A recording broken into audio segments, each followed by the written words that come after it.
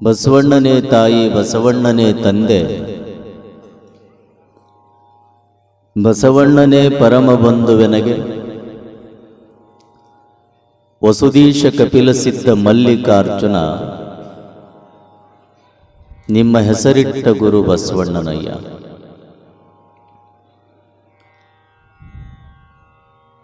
ಪ್ರಾತಸ್ಮರಣೀಯರಾದ ನಾಡಿನ ಸಂತ ಮಹಾಂತರನ್ನ ಸ್ಮರಿಸಿ, ಮಹಾಮಾನವತವಾದಿ ವಿಶ್ವಗುರು, ಸಾಂಸ್ಕೃತಿಕ ನಾಯಕ,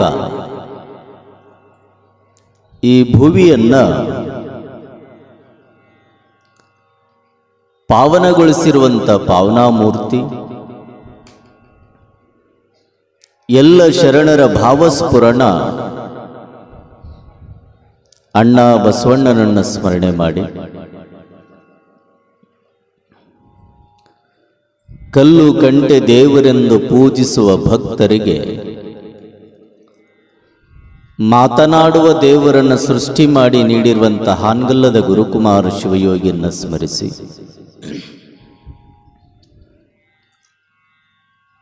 ಬಸವನ ಬಾಗೇವಾಡಿಯ ಪಟ್ಟಣದ ಧಾರ್ಮಿಕ ಕೇಂದ್ರ,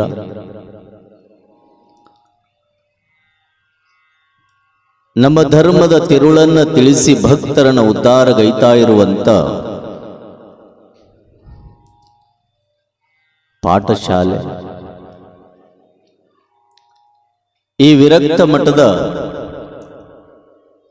ಮೂಲ ಕರ್ತೃ ಆಗಿರುವಂಥ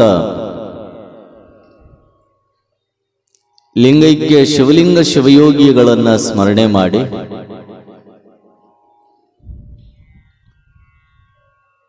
ಶ್ರೀಮಠದ ಎಲ್ಲ ಗುರು ಪರಂಪರೆಯನ್ನು ಸ್ಮರಿಸಿ,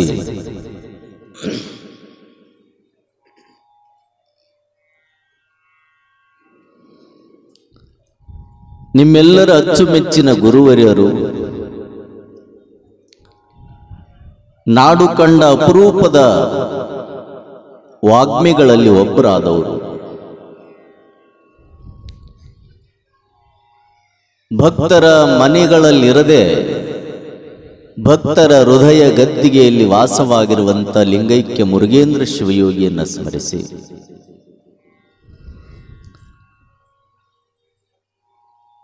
ಶ್ರೀಮಠದ ಎಲ್ಲ ಗುರುಗಳ ತತ್ವವನ್ನು ನಾಡಿಗೆ ಬಿತ್ತರಿಸ್ತಾ ಇರುವಂಥ ಪೂಜ್ಯರು, ನಿಮ್ಮೆಲ್ಲರ ನೆಚ್ಚಿನ ಗುರುವರ್ಯರು,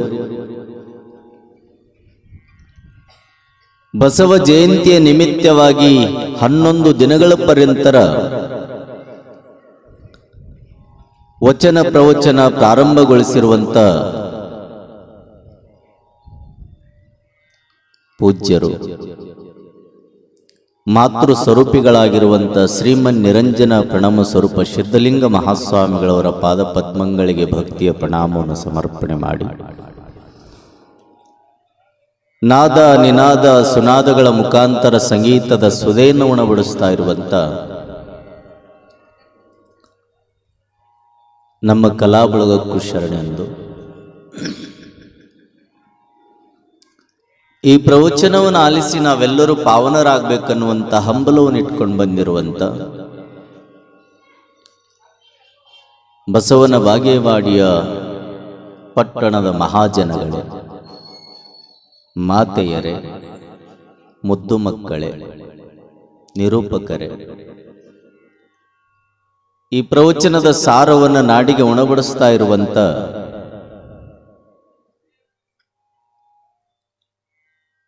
ಬಸ್ತಾಳವರೇ, ನಿಮ್ಮೆಲ್ಲರ ಅಂತರಂಗದಲ್ಲಿರುವಂಥ ಚಿಜ್ಯೋತಿಗೆ ಶರಣು ಶರಣಾರ್ಥಿ.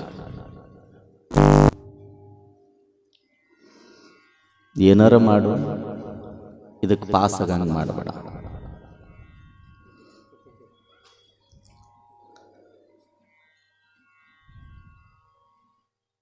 ಪ್ರತಿನಿತ್ಯ ಶರಣರ ವಚನಗಳನ್ನು ನಾವು ದರ್ಶನ ಮಾಡಿಕೊಳ್ತಾ ಇದ್ದೇವೆ. ಎಷ್ಟು ದರ್ಶನ ಮಾಡಿಕೊಳ್ತೇವೆ ಅಷ್ಟು ಮರ್ಕೊಂತ ನಾವು ಹೊಂಟಿ. ಹೆಂಗಾಗೈತಿ ಮನುಷ್ಯನ ಬದುಕು ಅಂದ್ರೆ ಮುಂದ ಸುಂದರವಾದ ರಂಗೋಲಿ ಹಾಕೋದು, ಮುಂದ ಚಲೋ ರಂಗೋಲಿ ಹಾಕೋದು. ಅವ್ರು ಹಾಕ್ಕೊಂತ ಹಾಕ್ಕೊಂತ ಹಾಕ್ಕೊಂತ ಮುಂದೆ ಹೋದಂಗೆಲ್ಲ ಹಿಂದಿನ ಸೆರಗ ಆ ರಂಗೋಲಿಯನ್ನು ಅಳಕಿಸ್ಕೊಂತ ಅಳಕಿಸ್ಕೊಂತ ಅಳಕಿಸ್ಕೊಂತ ಬರ್ತದೆ. ಮುಂದ ಪಾಠ, ಹಿಂದಿಂದ ಸಪಾಟ. ಮುಂದೆ ಏನು ಪಾಠ ಮಾಡ್ತೀವಿ ಎಲ್ಲ ಕೇಳೋದು, ಕೇಳಿದ್ದನ್ನ ಈ ಕಡೆ ಬಿಟ್ಟು ಎದ್ದು ಬಿಡೋದು. ಯಾರು ಕೇಳ್ತಾರೆ, ಕೇಳಿದ್ದನ್ನ ಜೀವನದಲ್ಲಿ ಯಾರು ಅಳವಡಿಸ್ಕೊಳ್ತಾರೆ ಅವರು ಯೋಗ್ಯರಾಗ್ತಾರೆ. ಹಮ್ಮಿಂಗ್ ಆಗೈತೆ ನೋಡಿ, ಯಾಕೋ ಕಡಿಮೆ.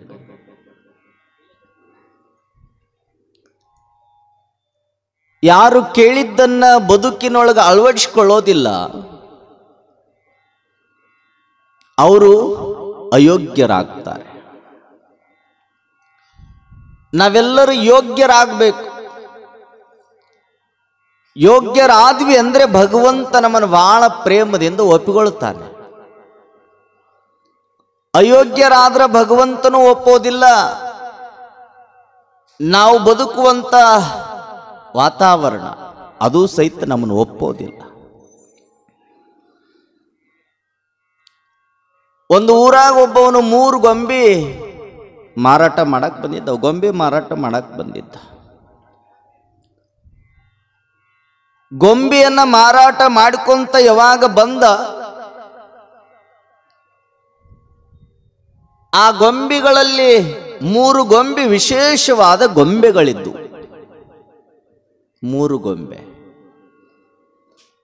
ಆ 3 ಗೊಂಬೆಗಳ ಬೆಲೆ ಬೇರೆ ಬೇರೆ ಬೇರೆ ಇತ್ತು. ಒಂದನೆಯ ಗೊಂಬೆಯ ಬೆಲೆ 25,000,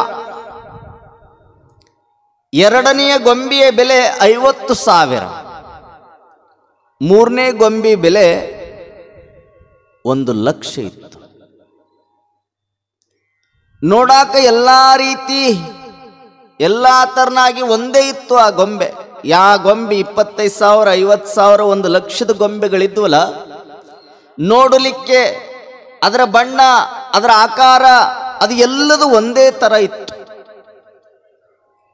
ಗೊಂಬೆಯನ್ನ ಮಾರಾಟ ಮಾಡಕ್ಕೆ ಬಂದಿರುವಂತ ಆ ವ್ಯಕ್ತಿಯನ್ನ ಕರೆದು ಕೇಳ್ತಾರೆ, ಗೊಂಬೆ ಹೆಂಗೊಂದಪ್ಪ? ಒಬ್ಬನು ತಗೊಳಕ್ ಹತ್ತಿದ. ಗೊಂಬೆಯನ್ನ ಮಾರಾಟ ಮಾಡುವಂತ ವ್ಯಕ್ತಿ ಬಂದು ಯಾವಾಗ ಗೊಂಬೆಯ ಬುಟ್ಟಿಯನ್ನು ಇಳಿಸಿ ಗೊಂಬೆ ಮಾರಾಕ್ ಹತ್ತಿದ, ಒಂದೊಂದ ಗೊಂಬೆಯ ರೇಟನ್ನ ಹೇಳಾಕತ್ತಿದ. ಅವನಂತಾನ, ಈ ಗೊಂಬೆಯ ಬಣ್ಣ ಬೇರೆ ಇಲ್ಲ, ಗೊಂಬೆಯ ಕೈಗಳು ಬೇರೆ ಇಲ್ಲ, ಗೊಂಬೆಯೂ ಸಹಿತ ಒಂದೇ ತರನಾಗ್ಯದಾವ, ಸಮರೀತಿಯೊಳಗದಾವ, ಆದ್ರೂ ಸಹಿತ ಬೆಲೆ ಯಾಕ ಹೆಚ್ಚು ಕಡಿಮೆ ಐತಿ? ಅವಾಗ ಅವನು ಹೇಳ್ತಾನ, ಒಂದನೆಯ ಗೊಂಬೆಯ ಬೆಲೆ 25,000 ಅನ್ನಲ್ರಿ, ಬಣ್ಣ ನೋಡಕ್ ಒಂದ ತರ ಇರಬಹುದು, ಎತ್ತರದೊಳಗೂ ಸಹಿತ ಸಮಸ್ಥಿತಿಯೊಳಗಿರಬಹುದು, ಎಲ್ಲದೂ ಒಂದ ತರ ಐತಿ. ಆದ್ರ ಆ ಗೊಂಬೆಯೊಳಗೆ ಒಂದು ವಿಶೇಷತೆ ಐತಿ. ಏನದು? ಎಲ್ಲ ಗೊಂಬೆಗಳಂತೆ ಆ ಗೊಂಬೆ ಇಲ್ಲ, ಅದಕ್ಕಾಗಿ ಅದರ ಬೆಲೆ 25,000. ಹಾಗಾದ್ರೆ ಅದರ ವಿಶೇಷತೆ ಏನು? ಏನಿಲ್ಲ, ಒಂದು ಕಡ್ಡಿ ತಗೊಳ್ರಿ ಸರ, ಈ ಕಿವಿಯೊಳಗೆ ಹಾಕ್ರಿ, ಅದು ಈ ಕಡೆ ಬರ್ತದೆ. ಹೌದಪ್ಪ, ಈ ಕಿವಿಯೊಳಗೆ ಹಾಕಿದ್ರಿ ಈ ಕಡೆ ಬರ್ತದೆ, ಅದಕ್ಕಾಗಿ 25,000 ರೂಪಾಯಿ ಏನೋ. ಹೌದ್ರಿ, ಅದು ಒಂದು ವಿಶೇಷತೆಯಿಂದ ಕೂಡಿದೆಯಲ್ಲ ಗೊಂಬೆ. ಯಾವ ಗೊಂಬೆಗಳಲ್ಲಿಯೂ ಸಹಿತ ಕಡ್ಡಿಯನ್ನು ಹಾಕಿದ್ರೆ ಹೊರಗೆ ಬರೋದಿಲ್ಲ, ಕಡ್ಡಿನೇ ಹೋಗೋದಿಲ್ಲ. ಆದ್ರೆ ಈ ಗೊಂಬೆಗೆ ಈ ಕಡೆ ಹಾಕಿದ್ರೆ, ಈ ಕಿವಿಯೊಳಗೆ ಹಾಕಿದ್ರೆ ಈ ಕಿವಿಯೊಳಗೆ ಬರ್ತದೆ, ಇದಕ್ಕೆ 25,000. ಮತ್ತು 50,000 ಗೊಂಬೆಯನ್ನು ವಿಶೇಷತೆಯಿಂದ ಕೂಡಿದೆ.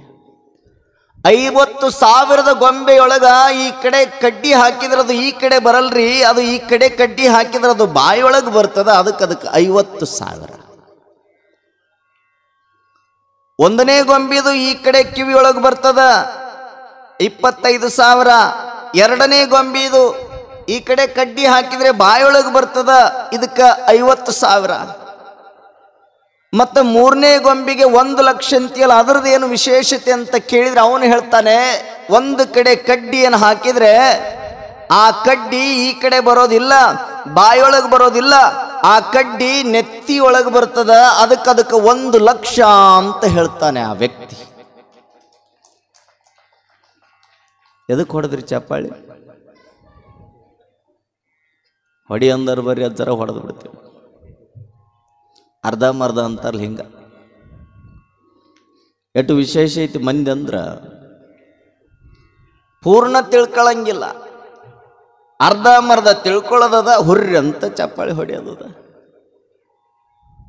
ಹೆಂಗೈತಿ ನಿಮ್ಮ ಮಂದಿ ಅಂದ್ರೆ ಹೇಳ್ತೀನಿ, ನೋಡಕಟ್ಟ ಭಾಳ ಜ್ಞಾನಿಗಳನ್ನಂಗೆ ಕಾಣ್ತೀರಿ. ಒಬ್ಬ ಪೊಲೀಸ ನೌಕರಿ ಮಾಡಾಕತ್ತಿದ್ದ, ಕಾನ್ಸ್ಟೇಬಲ್ ಆಗಿದ್ದ. ಅವನಿಗೆ ಹವಾಲ್ದಾರ್ ಪೋಸ್ಟ್ ಬಂದಿತ್ತು. ಪೋಸ್ಟ್ ಬಂದಾಗ ಅವ ಅಂತನ, ಇನ್ನೊಂದು 2 ದಿನದಾಗ ನಾ ಹವಾಲ್ದಾರ್ ಆಗ್ತೀನಿ, ಪ್ರಮೋಷನ್ ಸಿಗ್ತದ. ಅದಕ್ಕೆ ಖುಷಿ ಅಂತ ಹೋಗಿ ಹೆಂಡತಿಗೆ ಪೇಡೆ ಕೊಟ್ಟವ, ನಾ 2 ದಿನಕ್ಕೆ ಹವಾಲ್ದಾರಕ್ಕೆ ಪ್ರಮೋಷನ್ ಬರ್ತದ, ತಗೋ ಪೇಡೆ ಅಂದವ. ಆದ್ರೆ ಆ ಪೊಲೀಸರಿಗೆ ಒಂದು ಕಾಯ್ದಾ ತಂದಿದ್ರು ಅವರು, ನೀ ಹವಾಲದಾರ ಆಗಬೇಕು, ಪ್ರಮೋಷನ್ ಆಗ್ಬೇಕಂದ್ರೆ ಒಬ್ಬ ಕಳ್ಳದಾನ ಊರಾಗ, ಅವನು ಹಿಡ್ಕೊಂಡು ಬಂದ್ರೆ ನೀ ಹವಾಲ್ದಾರಕ್ಕೆ. ಅವ ಅಂದು ಏನು ದೊಡ್ಡಾಗದು ಬಿಡ್ರಿ, ಕಳ್ಳನ ಹಿಡ್ಕೊಂಬರೋದು. ಕಳ್ಳನ ಹಿಡ್ಕೊಂಬರಕ್ಕೆ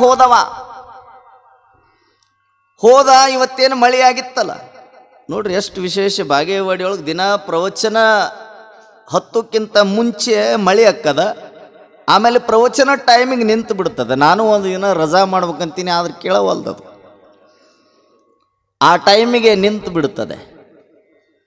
ಬಸವಣ್ಣ ನನ್ನ ಜಯಂತಿಯನ್ನು ಮಾಡಾಕತ್ತಾರಂದ್ರ ಕೇಳಲಿಕ್ಕೆ ಬಂದಿರುವಂಥ ಜನಗಳು ಹಾಗೆ ಕೇಳೋದಲ್ಲ, ಈ ಪುಣ್ಯ ಭೂಮಿಯನ್ನು ಒಂದಿಷ್ಟು ಮಡಿ ಮಾಡಿ ಎಲ್ಲರೂ ಶುದ್ಧ ಭಾವದಿಂದ ಕೇಳಿದರೆ ಅದು ಸಾರ್ಥಕ ಅನ್ನುವಂಥ ಭಾವನೆಯೊಳಗೆ ಮೇಘರಾಜ ಮಳೆ ಆಗುತ್ತಾರೆ. ನೀವು ಸಾಯಂಕಾಲ ಬಂದು ಯಾರು ನೀರು ಚಳೆ ಹೊಡೆದು ಕಸ ಹೊಡೆದು ಯಾರು ಹಾಸ್ತೀರೇನಿಲ್ಲ, ಎಲ್ಲ ಸ್ವಾಮಿಗಳ ಮಾಡ್ಬೇಕು. ಯಾಕೆ ಬಿಡಲಾರ್ದ ಕರ್ಮ ಅವರು. ಎಲ್ಲಿಗೆ ಬಂತ್ರಿ? ಕಳ್ಳ ಹಿಡ್ಕೊಂಡು ಬಂದ್ರೆ ನಿನಗೆ ಪ್ರಮೋಷನ್ ಸಿಗುತ್ತಂದ ಪೊಲೀಸ್ ಅಂತಾನ, ಏನು ದೊಡ್ಡಾಗದು ಹಿಡ್ಕೊಂಡು ಬರೋಣ ಅಂತ ಹೋದ. ಇಡೀ ಬಾಗೇವಾಡಿ ತುಂಬ ತೆರಿಗಿದ. ಒಂದು ಕಡೆ ಕಳ್ಳ ಸಿಕ್ಕ. ಆ ಕಳ್ಳನನ್ನು ಹಿಡ್ಕೊಂಡ ತಕ್ಷಣ ಒಂದು ಕ್ಷಣದೊಳಗ ಆಸೆ ಪಡಾಕತ್ತಿದ, ಇನ್ನು ಈ ಕಳ್ಳ ಸಿಕ್ಕ ನನಗ ಪ್ರಮೋಷನ್ ಗ್ಯಾರಂಟಿ ಅನ್ಕೊಂತ ಖುಷಿಯೊಳಗ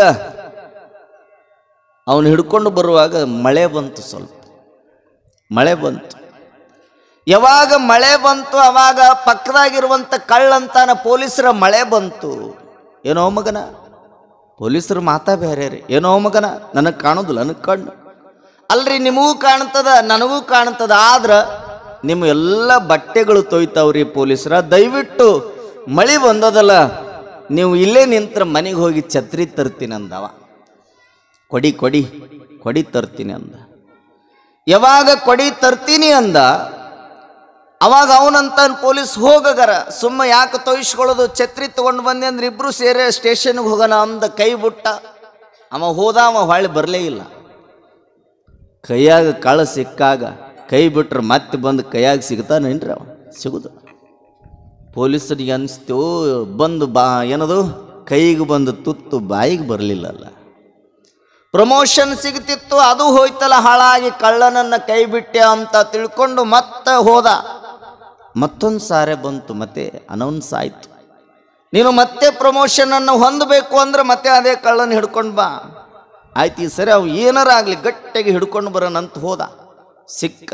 ಹಿಡ್ಕೊಂಡು ಬರುವಾಗ ಮತ್ತೆ ಮಳೆ ಬಂತು. ಮಳೆ ಬಂದಾಗ ಅವ ಅಂತಾನ ಕಳ್ಳ, ಸರ ಮತ್ತೆ ಮಳೆ ಬಂತು, ಮತ್ತೆ ಬಟ್ಟೆ ತೊಯ್ತಾವ. ಅದಕ್ಕೆ ಹೋಗಿ ಛತ್ರಿ ತರ್ತೀನಿ ಅಂದ್ರೆ ಪೊಲೀಸನ್ನಂತೆ, ಮಗನ ಹೋದ ಸಲ ಛತ್ರಿ ತರ್ತೀನಿ ಅಂತ ಹೋದಾವ, ಇವತ್ತು ನನ್ನ ಕೈಯಾಗ ಸಿಕ್ಕಿ, ಇವತ್ತು ನೀವು ಹೋಗ್ಬೇಡ, ನೀ ಇಲ್ಲೇ ನಿಂದ್ರು, ನಾ ಹೋಗಿ ಛತ್ರಿ ತರ್ತೀನಿ ಅಂದಂತವ. ಇಷ್ಟು ಅಜ್ಞಾನ. ನಾನು ಹೋಗಿ ಛತ್ರಿ ತಗೊಂಡು ಬರ್ತೀನಿ ಅಂದ್ರೆ ಕಳ್ಳ ಅಲ್ಲೇ ಕಾಯ್ತಿರ್ತಾನನ್ರಿ ನಮಗಾಗಿ? ಇಲ್ಲ. ನಾವು ಹೇಳುವ ಮಾತುಗಳನ್ನು ಜೀವನದಲ್ಲಿ ಅಳವಡಿಸ್ಕೊಳ್ಬೇಕು. ಮೂರು ಗೊಂಬೆಗಳ ವಿಚಾರವನ್ನು ನಾ ಹೇಳಾಕತ್ತಿದ್ನಲ್ಲ. ಒಂದನೇ ಗೊಂಬೆ ಈ ಕಡೆಯಿಂದ ಈ ಕಡೆ, ಎರಡನೇ ಗೊಂಬೆ ಬಾಯೊಳಗೆ ಬರ್ತಿತ್ತು ಕಡ್ಡಿ, ಮೂರನೇ ಗೊಂಬಿದು ನೆತ್ತಿ ಒಳಗೆ ಹೋಗ್ತಿದ್ದು. ಯಾಕೆ ಹೇಳಿದೆ ಅಂದರೆ, ನೀವೆಲ್ಲ ಗೊಂಬೆಗಳಿದ್ದಂಗ, ನೀವೆಲ್ಲ ಗೊಂಬೆಗಳಿದ್ದಂಗ. ಇಲ್ಲಿ ಕೇಳಿರುವ ವಚನ ಚಿಂತನ ಪ್ರವಚನವನ್ನ ಕೇಳಿ ಈ ಕಡೆಯಿಂದ ಈ ಕಡೆ ಬಿಟ್ರಿ ಅಂದ್ರೆ ನಿಮ್ಮ ಬೆಲೆ 25,000. 25,000. ಅದೇ ಎರಡನೇ ಗೊಂಬೆಯ ಬೆಲೆ ನಿಮಗೆ ಬರಬೇಕು ಅಂದ್ರೆ ಈ ಕಡೆ ಹಾಕಿದ್ರೆ ಬಾಯೊಳಗೆ ಬಂದು ನೀವು ಹೋಗಿ ಇಲ್ಲಿದನ್ನ ಬೇರೆಯವರಿಗೆ ಹೇಳಿದ್ರಿ ಅಂದ್ರೆ ಅದಕ್ಕೆ ನಿಮಗೆ 50,000 ಬೆಲೆ.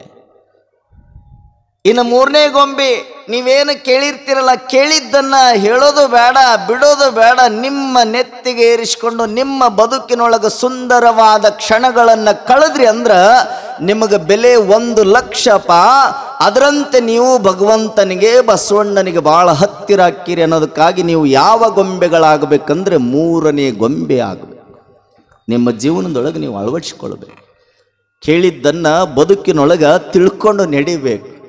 ಅದಕ್ಕೆ ಏನು ಕೇಳ್ತೀವಿ ಅದನ್ನು ಜೀವನದಲ್ಲಿ ಅಳವಡಿಸಿಕೊಳ್ಬೇಕು. ಅಂದಾಗ ಮಾತ್ರ ಬದುಕು ಸಾರ್ಥಕ. ನಿತ್ಯ ಸುಖಿಯಾಗಿರೋದು, ನಿತ್ಯ ಆನಂದವಾಗಿರೋದು ಎಲ್ಲರೊಂದಿಗೆ ಬೆರೆತಾಗ ಮಾತ್ರ. ಹಂಗೆ ನಾವು ಬೆರಿಬೇಕು ಅನ್ನುವಂಥ ವಿಚಾರವನ್ನು ನಾವು ನಿನ್ನೆಯ ದಿನ ಚಿಂತನೆ ಮಾಡಿದ್ದೇವೆ. ಇಂದು ಮನುಷ್ಯನಿಗೆ ದುಃಖ ಅನ್ನೋದು ಬರುತ್ತದೆ. ದುಃಖ, ಆ ದುಃಖ ಯಾವುದರಿಂದ ಬರುತ್ತದೆ? ಯಾವುದರಿಂದ ಬರುತ್ತದೆ? ಆಸೆ. ಖರೆ ಆಯ್ತು. ಭಗವಾನ್ ಬುದ್ಧ ಮೊಟ್ಟ ಮೊದಲು ಒಂದು ರಾಜ್ಯದ ಅರಸ, ಸಿದ್ಧಾರ್ಥ. ಆ ಸಿದ್ಧಾರ್ಥ ಮಧ್ಯರಾತ್ರಿ 12 ಗಂಟೆ ಸುಮಾರಿಗೆ ತನ್ನ ಅರಮನೆಯನ್ನು ತ್ಯಜಿಸಿ ಹೊರಟ. ಯಾವುದಕ್ಕಾಗಿ? ಯಾವುದನ್ನು ಹುಡುಕುವುದಕ್ಕಾಗಿ ತನ್ನ ಅರಮನೆಯನ್ನು ಬಿಟ್ಟ? ಆತ ಮಹಾರಾಜನಾಗಿದ್ದಾಗ ಸದಾಕಾಲ ಬುದ್ಧನ ತಲೆಯೊಳಗೆ ಏನು ಕಾಡ್ತಿತ್ತು ಅಂದರೆ, ಸಿದ್ಧಾರ್ಥನ ತಲೆಯೊಳಗೆ ಒಂದು ಪ್ರಶ್ನೆ ಉತ್ಪತ್ತಿಯಾಗಿತ್ತು. ಎಲ್ಲರೂ ಸಹಿತ ಬದುಕ್ತಾರೆ, ಆದರೆ ಎಲ್ಲರ ಬದುಕು ದುಃಖದಿಂದ ಕೂಡಿರ್ತೈತಿ. ಯಾಕ? ಆತ ಹುಡುಕ್ತಾ ಹುಡುಕ್ತಾ ಹೊರಟ. ದುಃಖಕ್ಕೆ ಮೂಲ ಕಾರಣ ಯಾವುದು ಅನ್ನೋದನ್ನ ತಲೆಯೊಳಗೆ ಪ್ರಶ್ನೆಯನ್ನು ತಂದುಕೊಂಡ. ದಿನನಿತ್ಯ ಹುಡುಕಾಕ್ ಹೊರಟ. ಸುಮಾರು 12 ವರ್ಷಗಳ ಪರ್ಯಂತರ ಬೋಧಿ ವೃಕ್ಷದ ಕೆಳಗೆ ಕುಳಿತುಕೊಂಡು ಬುದ್ಧ ತಪಸ್ಸನ್ನು ಆಚರಿಸಿದ. ತಲೆಯೊಳಗೆ ಒಂದೇ ಒಂದು ಪ್ರಶ್ನೆ, ಯಾವುದರಿಂದ ದುಃಖ ಮನುಷ್ಯನಿಗೆ ಬರ್ತದೆ, ಯಾವುದರಿಂದ ದುಃಖ ಮಾನವನಿಗೆ ಬರ್ತದ ಅಂತ ತಿಳ್ಕೊಂಡು ಒಂದೇ ಒಂದು ಪ್ರಶ್ನೆಯನ್ನು ಇಟ್ಕೊಂಡು ಬುದ್ಧ 12 ವರ್ಷ ಅನುಷ್ಠಾನಗೈದ. ಕೊನೆಗೆ ಆ ಬುದ್ಧನಿಗೆ ಅರ್ಥವಾಯಿತು, ಈ ದುಃಖಕ್ಕೆ ಕಾರಣ ಯಾವುದು ಅಂದ್ರೆ ಆತ್ನೇ ಹೇಳ್ತಾನೆ, ಆಸೆಯೇ ದುಃಖಕ್ಕೆ ಮೂಲ ಕಾರಣ. ಆಸೆ. ಈ ಆಸೆ ಅನ್ನೋದನ್ನು ಬಿಡಬೇಕಂತ. ಪ್ರತಿಯೊಬ್ಬ ಮನುಷ್ಯನಿಗೂ ಆಸೆ ಇದೆ. ಆಸೆಯನ್ನು ಬಿಟ್ಟು ಬದುಕಿದ್ರೆ ಮಾತ್ರ ದೇವರ ಒಲುಮೆ ಆಗ್ತದೆ. ಅದಕ್ಕೆ ಅಲ್ಲಮರು ಬರೀತಾರ, ಆಸೆಗಾಗಿ ಸತ್ತವರು ಕೋಟಿ ಕೋಟಿ, ಆಮಿಷಕ್ಕಾಗಿ ಸತ್ತವರು ಕೋಟಿ ಕೋಟಿ, ಹೆಣ್ಣು ಹೊನ್ನು ಮಣ್ಣಿಗಾಗಿ ಸತ್ತವರು ಕೋಟಿ ಕೋಟಿ, ಗುಹೇಶ್ವರ ನಿನಗಾಗಿ ಸತ್ತವರನ್ನು ಒಬ್ಬರನ್ನು ಕಾಣೆ ಅಂತ ಅಲ್ಲಮರು ಬರೀತಾರ. ಆಸೆ, ಆಸೆ ಬಹಳ ಕೆಟ್ಟದ್ದಂತ. ಅದಕ್ಕೆ ಅವ್ರು ಇನ್ನೊಂದು ವಚನ ಹೇಳ್ತಾರ, ಆಸೆ ಎಂಬ ಕೂಸ ನೆತ್ತಲು ರೋಷವೆಂಬ ತಾಯಿ ಅಡ್ಡ ಬಂದಿಪ್ಪಳು ನೋಡಯ್ಯ. ಎಷ್ಟು ಚಲೋ ಮಾತು ಹೇಳ್ತಾರೆ ನೋಡ್ರಿ ಅಲ್ಲಮರು. ಆಸೆ ಎಂಬ ಕೂಸ ನೆತ್ತಲು ರೋಷವೆಂಬ ತಾಯಿ ಅಡ್ಡ ಬಂದಳು ನೋಡಯ್ಯ. ಇವೆರಡನ್ನು ಬಿಟ್ಟು ಇವ ಎರಡು ಇರಲಾರದಂತ ಒಂದು ಕೂಸದ, ಆ ಕೂಸ ನೆತ್ತಿ ನೀನು ಆಡಿಸಿದೆಯಾದರೆ ನಿನ್ನಂತ ನಿಜ ಲಿಂಗಕ್ಕೆ ಮತ್ತೊಬ್ಬರಿಲ್ಲ ಗುಹೇಶ್ವರ ಲಿಂಗದಲ್ಲಿ ಅಂತಾರ ಅಲ್ಲಮರು. ಈ ಆಸೆ ಅನ್ನುವಂಥ ಕೂಸನ್ನು ಎತ್ತಿಗೊತ್ತಿಲ್ಲಪ್ಪ, ಆ ಆಸೆ ಅನ್ನುವಂಥ ಕೂಸು ಬೇಡ, ರೋಷ ಅನ್ನುವಂಥ ಕೂಸು ಬೇಡ, ಆಸೆ ಅನ್ನುವಂಥ ಕೂಸನ್ನು ನೀ ಎತ್ಕೊಂಡಿ ಅಂದರೆ ಆ ಕೂಸಿನ ತಾಯಿ ಯಾರು ಅಂದರೆ ರೋಷ, ಸಿಟ್ಟು. ಆ ಸಿಟ್ಟು ಬಂದು ಅಡ್ಡ ನಿಲ್ತದ. ಅದಕ್ಕೆ ಆಸೆನೂ ಬಿಡು, ರೋಷನೂ ಬಿಡು, ಎಲ್ಲ ಬಿಟ್ಟು ಇನ್ನೊಂದು ಕೂಸೈತಪ್ಪ, ಆ ಕೂಸನ್ನು ನೀ ಎತ್ಕೊಂಡು ಆಡಿಸಿದ್ರೆ ಆತನೇ ಲಿಂಗೈಕ್ಯ ಕಾರಣ ಗುಹೇಶ್ವರ ಅಂತ ತಿಳ್ಕೊಂಡು ಅಲ್ಲಮರು ಬರೀತಾರೆ. ಜೀವಾತ್ಮ ಪರಮಾತ್ಮ ಇವರಿಬ್ಬರ ನಡುವೆ ಅಡ್ಡಗೋಡೆ ಯಾವುದು ಅಂದರೆ ಆಸೆ. ಅಡ್ಡಗೋಡೆ, ಆಸೆ ಅನ್ನುವಂಥ ಅಡ್ಡಗೋಡೆಯನ್ನು ನೀನು ತೆಗೆದು ಬಿಟ್ರೆ ನೀನು ಸದಾಕಾಲ ಜೀವಾತ್ಮ ಇದ್ದವನು ಪರಮಾತ್ಮನಾಗಲಿಕ್ಕೆ ಸಾಧ್ಯ. ಪರಮಾತ್ಮನಾಗಲಿಕ್ಕೆ ಸಾಧ್ಯ. ನಿನ್ನ ನೀನು ಅರಿತವನೇ, ತನ್ನ ತಾನು ಅರಿತವನೇ ತಾನೇ ದೇವರು ನೋಡ ಅನ್ನುವಂಗ ನಿನ್ನ ನೀನು ತಿಳ್ಕೊಳ್ಬೇಕು. ನೀನು ಮತ್ತು ಪರಮಾತ್ಮ ಬೇರೆ ಅನ್ನುವಂಥ ಭಾವ ನಿನ್ನಲ್ಲಿ ಯಾಕೆ ಬರ್ತೈತೆ ಅಂದ್ರೆ ನಿನ್ನ ಜೀವಾತ್ಮರಲ್ಲಿ ಆಸೆ ಅನ್ನುವಂಥದ್ದು ಇರ್ತದೆ. ಅದಕ್ಕೆ ಅವರು ಆಸೆಗೆ ಬೆನ್ನು ಹತ್ತಿದ್ದಕ್ಕಾಗಿ ಅವರು ದೇವರಾಗಕ್ಕೆ ಸಾಧ್ಯ ಇಲ್ಲ. ತಾಯಿಗೆ ಮತ್ತು ಕೂಸಿಗೆ ಹೋಲಿಕೆ ಮಾಡ್ತಾರೆ ಅಲ್ಲಮರು. ಆಸೆ ಅನ್ನುವಂಥ ಮಗ ಉತ್ಪತ್ತಿಯಾದಾಗ, ಆಸೆ ಅನ್ನುವಂಥ ಕೂಸನ್ನು ಎತ್ಕೊಂಡು ಆಡಿಸುವಾಗ ರೋಷ ಅನ್ನುವಂಥ ತಾಯಿ ಬಂದು ಅಡ್ಡ ನಿಂದಿರ್ತಾಳಪ್ಪ. ಅದಕ್ಕೆ ಆಸೆ ಅನ್ನುವಂಥ ಕೂಸನ್ನು ಎತ್ಕೋಬೇಡ ಅಂತಾರ ಅಲ್ಲಮರು. ಹಾಗಾದರೆ ಆಸೆ ರೋಷ ಇವೆರಡನ್ನು ಬಿಟ್ಟು ಮತ್ತೊಂದು ಕೂಸದಲ್ಲ, ಅದು ಯಾವ ಕೂಸು ಅಂದರೆ ಅಲ್ಲಮರ ಅಭಿಪ್ರಾಯದಂತೆ ಭಕ್ತಿ ಅನ್ನುವಂಥ ಕೂಸನ್ನ ಎತ್ಕೊಂಡಿ ಅಂದ್ರ ನಿನಗೆ ಭಗವಂತ ಒಲುಮೆ ಆಗ್ತದೆ, ಭಗವಂತನ ಆಶೀರ್ವಾದವಾಗ್ತದೆ, ಭಗವಂತನ ಸನ್ನಿಧಾನದೊಳಗೆ ನೀ ಸದಾ ಕಾಲ ಶಾಶ್ವತವಾಗಿ ಉಳಿತಿ ಅಂತಾರ ಅಲ್ಲಮರು. ಅದಕ್ಕೆ ನಮ್ಮಲ್ಲಿ ಆಸೆಯ ಸ್ವಭಾವ ಇರಬಾರದು, ಆಸೆ ನಮ್ಮಲ್ಲಿ ಬರಬಾರದು. ಆಸೆಯೇ ದಾಸತ್ವ, ನಿರಾಸೆ ಈಶತ್ವ ಅಂತಾರ ದಾಸರು. ಆಸೆ ಮಾಡಿದೆ ಅಂದ್ರೆ ನೀ ದಾಸನಾಗಿ ಬಿಡ್ತಿ. ಆಸೆಗೆ ಬೆನ್ನು ಹತ್ತಿದೆ ಅಂದ್ರೆ ನೀ ದಾಸನಕ್ಕಿ. ಆಸೆ ಅನ್ನೋದನ್ನು ಬಿಟ್ಟಿ ಅಂದ್ರೆ ನೀನೇ ಈಶ್ವರನಕ್ಕಿ ಅಂತಾರವ್ರು. ಅದಕ್ಕೆ ನಾವು ಈಶ್ವರರಾಗಬೇಕು ಅಂದರೆ ನಮ್ಮಲ್ಲಿ ಆಸೆ ರೋಷಗಳು ಇರಬಾರದು, ಅವು ಎರಡನ್ನೂ ಬಿಡಬೇಕಂತ ಕಬೀರದಾಸ್ ಹೇಳ್ತಾರೆ. ಜೀವನದಲ್ಲಿ ಆಸೆ ಅನ್ನೋದು ಬರಬಾರ್ದಂತೆ. ಆಸೆ ರೋಷಗಳು ಎರಡೂ ಉತ್ಪತ್ತಿ ಆದರೆ ನಿನ್ನಲ್ಲಿ ಆಸೆ ರೋಷಗಳು ಹುಟ್ಕೊಂಡ್ರ ನೀನು ಮತ್ತೆ ಜನನ ಮರಣದಲ್ಲಿ ದಿನಗಳನ್ನು ಕಳಿಬೇಕಾಗ್ತದ. ಜನನ ಮರಣದಿಂದ ವಿಮುಕ್ತನಾಗಬೇಕು ಅಂದ್ರೆ ನಿನ್ನಲ್ಲಿ ಆಸೆ ಹುಟ್ಟಬಾರ್ದು ಅಂತಾರ ಕಬೀರದಾಸರು. ನಿನ್ನಲ್ಲಿ ಆಸೆ ಬರಬಾರ್ದು. ಆಸೆ ಎಷ್ಟು ಕೆಟ್ಟದ್ದಂದ್ರ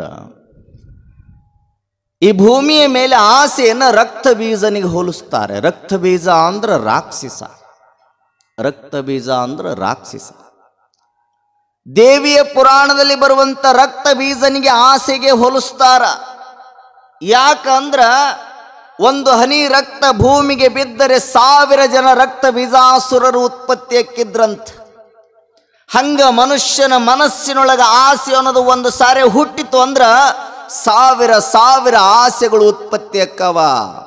1000 ಆಸೆಗಳು ಉತ್ಪತ್ತಿ ಅಕ್ಕವ.